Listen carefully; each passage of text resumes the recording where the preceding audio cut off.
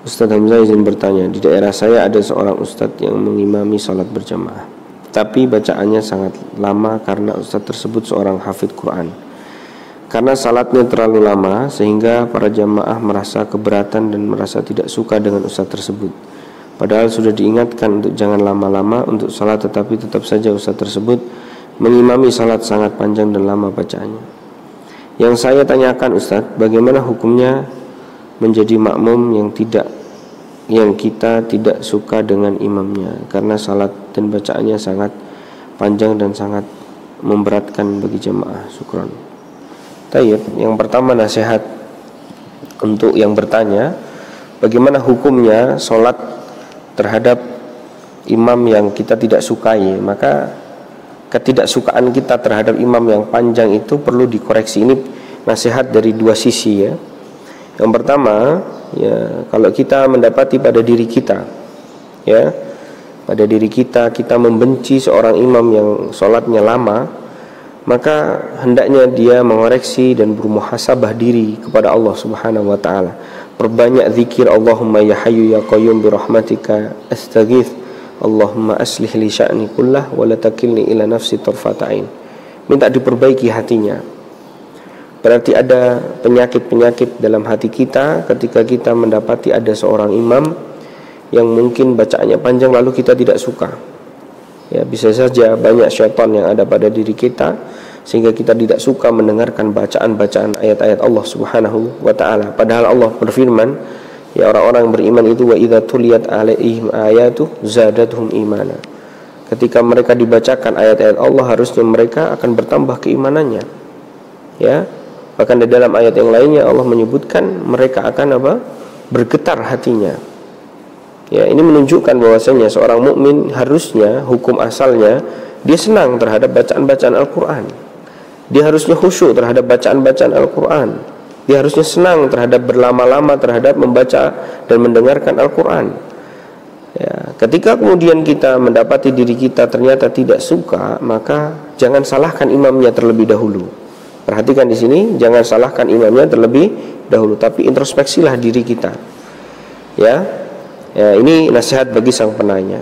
Tetapi tentunya ini juga nasihat kita sampaikan kepada ustadz ataupun kepada imam yang hafidz Quran atau yang kemudian tadi ditanyakan begitu lama bacaannya sehingga menyebabkan terjadinya ketidaksukaan masyarakat pada dirinya. Maka ini nasihat bagi para imam.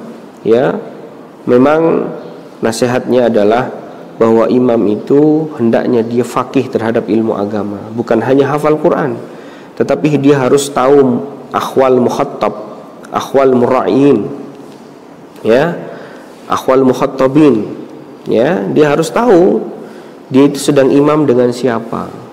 Dia harus faqih, dia harus berilmu, dia harus pandai, dia harus cerdas, ya, karena ketika kita imam kepada murid-murid kita yang mereka juga penghafal Al-Quran, maka silahkan sepanjang mungkin kita lakukan bisa. Ya, tetapi kalau kita imam di sebuah kampung, di masyarakat yang notabene mereka juga ada kita dapatkan yang sudah tua, ya, atau mungkin sebagian mereka memang juga ya tidak terbiasa dengan bacaan-bacaan yang lama, ya, lebih-lebih lagi di masjid-masjid yang mungkin hubungannya dengan orang-orang yang singgah untuk sekedar melakukan sholat karena mereka masih harus melanjutkan rutinitas bekerja dan seterusnya, maka ini seorang imam haruslah faqih. Ya, jadi memang kalau terjadi seperti itu, ini memang juga terjadi kesalahan pada diri imam itu sendiri. Ya, ada kesalahan dalam konteks mempraktekkan ya bacaan-bacaan Al-Quran di tengah-tengah masyarakat. Ya, Rasulullah SAW juga dulu pernah menegur sahabat, ya, ketika kemudian mereka terlalu lama membaca atau menjadi seorang imam, maka Rasulullah SAW juga tegur, ya. Maka di sini ikhwani fiddin azanillahu wa iyyakum jami'an, nasihat ada dua untuk sang penanya ataupun kepada orang yang tidak suka, hendaknya dia introspeksi, ya. Adapun para imam juga dia harus introspeksi, dia harus merubah metode di dalam dia menjadi seorang imam. Jangan terlalu lama ketika menjadi imam di masyarakat.